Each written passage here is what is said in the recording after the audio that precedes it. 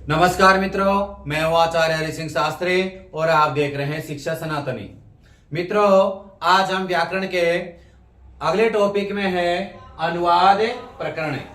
अनुवाद प्रकरण में सबसे पहले देखते हैं कि अनुवाद कहते किसको हैं। अनुवाद का अर्थ क्या होता है। अनुवाद का अर्थ होता है यानी कि अनुवाद का अर्थ होता है कि एक भाषा को दूसरी भाषा में परिवर्तन करना। एक भाषा को दूसरी भाषा में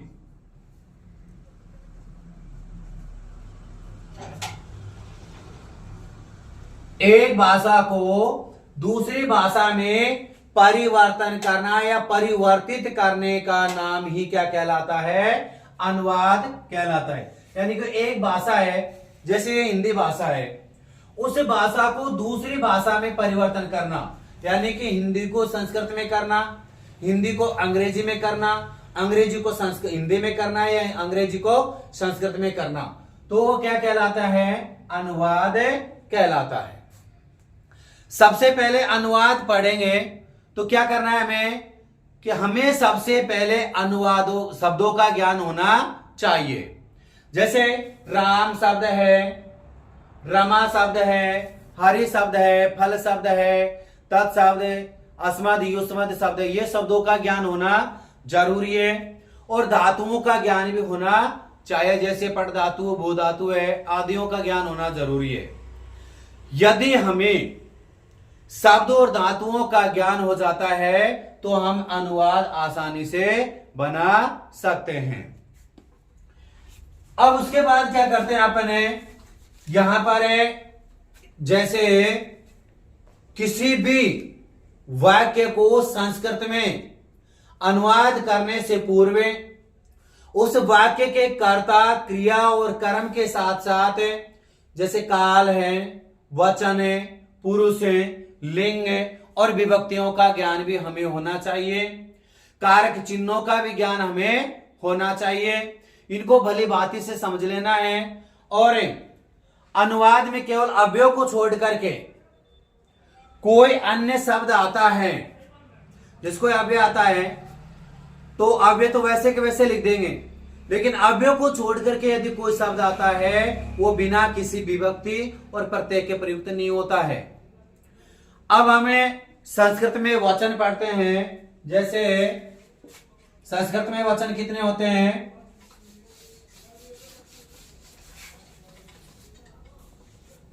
संस्कृत में वचन 3 होते हैं। कौन कौन से होते हैं? एक वचन, द्विवचन, बहुवचन।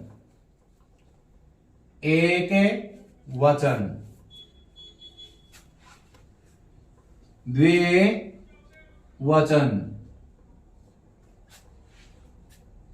बहुवचन।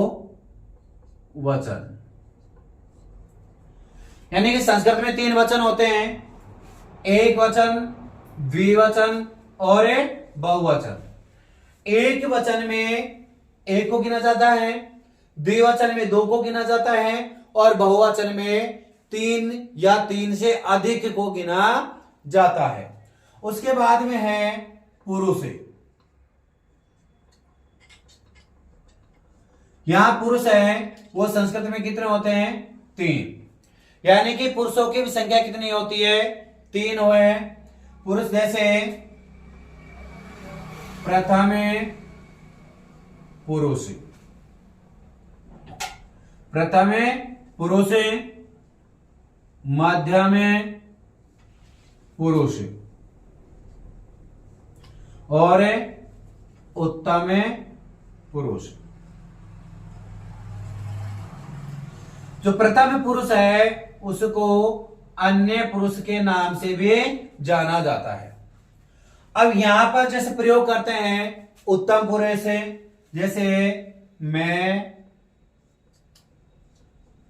हम दोनों और हम सब। किसका प्रयोग करेंगे? जैसे हम, आवाम, वयम। मध्यम पुरुष में तुम्हें, तुम दोनों और तुम्हें सब। त्वम युवाम यूयम। प्रथम पुरुष में करना क्या है, संज्ञा सर्वनाम आदि शब्दों का यहां प्रयोग करना है। जैसे स तौ ते, वह, वे दोनों, वे सब। किसी व्यक्ति या किसी का भी नाम होता हो, जैसे स, वह, वे दोनों और वे सब। संज्ञा सर्वनाम आदि शब्दों का प्रयोग किस में करते हैं, हमें प्रथम पुरुष में। देखिए अनुवाद कहते किसको हैं, यदि किसी भाषा को या एक भाषा को दूसरी भाषा में परिवर्तन करना है, परिवार्जन करना है, क्या कहलाता है, अनुवाद कहलाता है। संस्कृत में वचन कितने होते हैं, संस्कृत में वचन 3 होते हैं, एक वचन, द्विवचन और बहुवचन। उसके बाद आता है पुरुष है।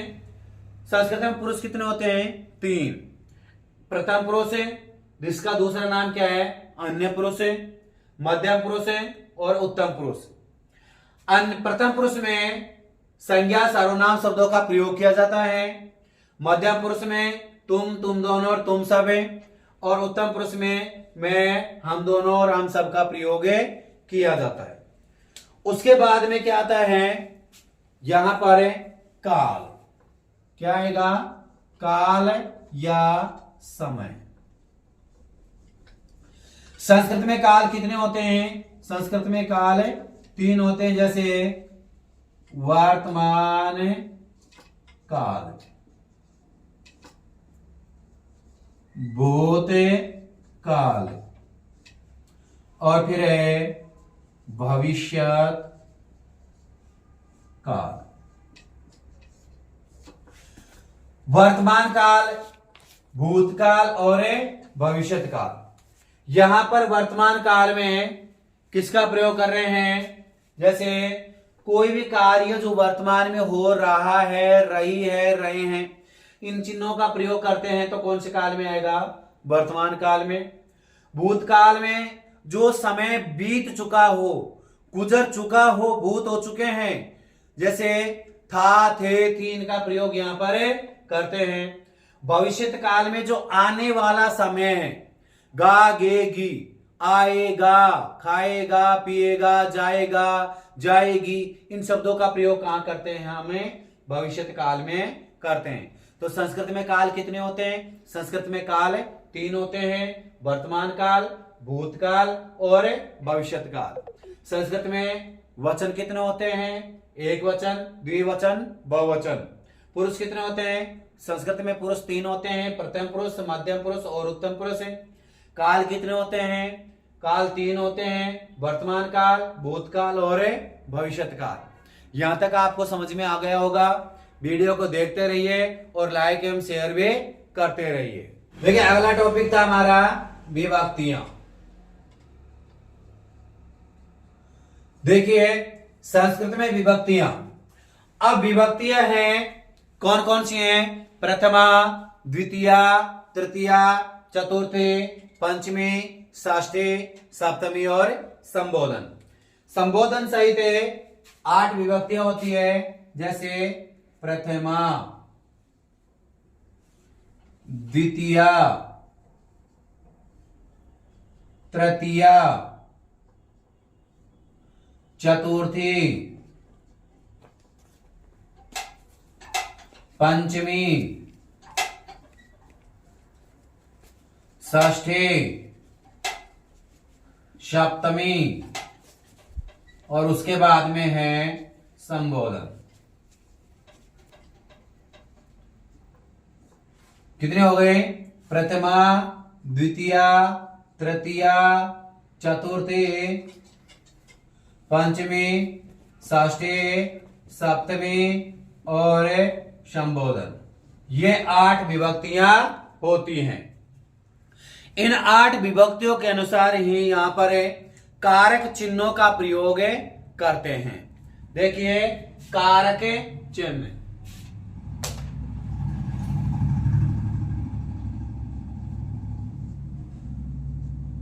कारक चिन्ह में हम सबसे पहले क्या करते हैं, जब अनुवाद बनाते हैं उन चिन्हों के माध्यम से हमें साधारण अनुवाद बना सकते हैं। जैसे यहां पर है कर्ता ने, कार में को, कारण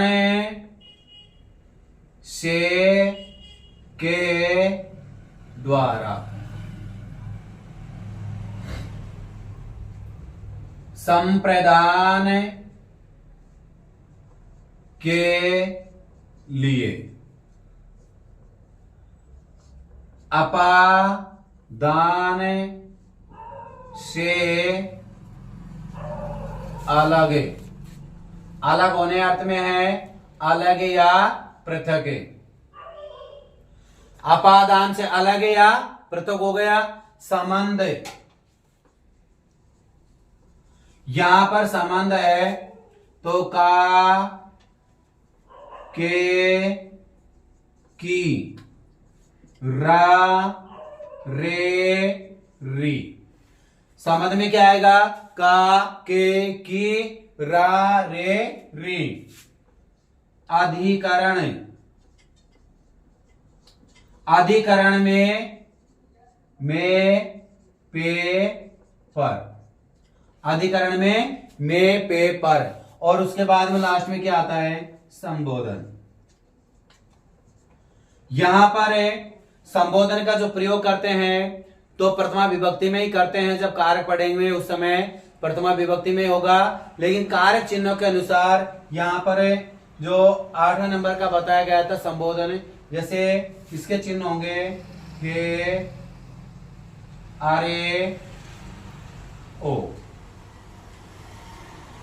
कारक चिन्ह कितने हो गए, जैसे 1 कर्ता ने, नंबर 2 पे कर्म को, नंबर 3 पर है कर्ण से के द्वारा, नंबर 4 पर है संप्रदान के लिए, नंबर 5 पर है अपादान से अलग या पृथक होना, नंबर 6 पर है संबंध का के की रारे रे, और 7 पर है अधिकरण, और 8 पर क्या है, संबोधन। यह 8 विभक्तियां हैं और 8 ही कारक चिन्हों का प्रयोग करते हैं। कर्ता ने, कर्ता ने का प्रयोग करेंगे तो कौन सी विभक्ति में होगा, प्रथमा विभक्ति में। कर्म को द्वितीय विभक्ति में, कर्ण से के द्वारा तृतीय विभक्ति में, संप्रदान के लिए चतुर्थी विभक्ति में, अपादान से अलग पंचमी विभक्ति में, संबंध में काके की षष्ठी विभक्ति में, अधिकरण में पेपर में सप्तमी विभक्ति, और संबोधन में हे आर्यो में संबोधन में विभक्ति होगी। तो ये 8 विभक्तियां हैं और 8 ही कारक चिन्हों का प्रयोग किया गया है। यहां तक आपको अच्छी तरह से समझ में आ गया होगा। अब हम इनके अनुवाद देखते हैं अगले वीडियो में। तब तक के लिए धन्यवाद।